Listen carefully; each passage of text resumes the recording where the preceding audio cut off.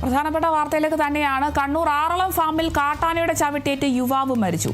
Aralam farm 10-ാം ബ്ലോക്കിലെ സോമന്റെ മകൻ അനീഷാണ് മരിച്ചത്. 40 വയസ്സായിരുന്നു പ്രായം. ഇന്ന് പുലർച്ചെയായിരുന്നു സംഭവം. പുലർച്ചെ വീടിന് പുറത്തേക്കിറങ്ങിയ അനീഷിനെ കാട്ടാന ആക്രമിക്കുകയായിരുന്നു. ഉടൻ തന്നെ പരിയാരം താലൂക്ക് ആശുപത്രിയിലേക്ക് മാറ്റിയെങ്കിലും ജീവൻ രക്ഷിക്കാനായില്ല. തുടർന്ന് മൃതദേഹം പരിയാരം മെഡിക്കൽ കോളേജ് ആശുപത്രിയിലേക്ക് മാറ്റി.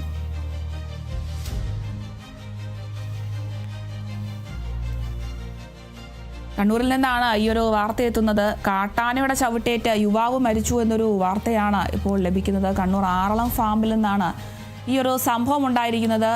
ആറളം ഫാം 10-ാം ബ്ലോക്കിലെ അനീഷ് എന്ന വ്യക്തിയാണ് മരിച്ചിരിക്കുന്നത്. വീടിന് സമീപത്ത് നിന്നാണ് മൃതദേഹം ലഭ്യമായത്. 40 വയസ്സായിരുന്നു പ്രായം. ഇന്ന് പുലർച്ചെയാണ് ഇത്തരത്തിൽ കാട്ടാനയുടെ ഒരു ആക്രമണം ഉണ്ടായിരിക്കുന്നത്.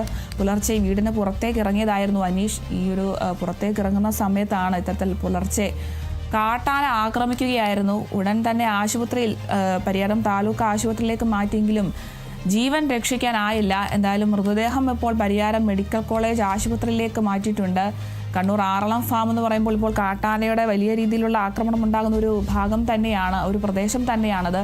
ഇപ്പോൾ വീണ്ടും അവിടെ ഒരു യുവാവ് കാട്ടാനയുടെ ആക്രമണത്തിൽ മരിച്ചു എന്നൊരു വാർത്തയാണ് ഇപ്പോൾ വീണ്ടും ലഭിക്കുന്നത്. എന്തായാലും ആറളം ഫാമിലെ 10-ാം ബ്ലോക്കിലാണ് ഈ ഒരു സംഭവം ഉണ്ടായിരിക്കുന്നത്. അനീഷാണ് കാട്ടാനയുടെ ആക്രമണത്തിൽ മരിച്ചിരിക്കുന്നത്. ഇന്ന് പുലർച്ചെയായിരുന്നു ഇത്തരത്തിൽ കാട്ടാനയുടെ ആക്രമണം ഉണ്ടായിരുന്നത്.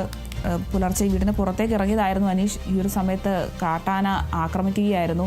എന്തായാലും ഉടൻ തന്നെ ആശുപത്രിയിൽ എത്തിച്ചെങ്കിലും രക്ഷിക്കാനായില്ല.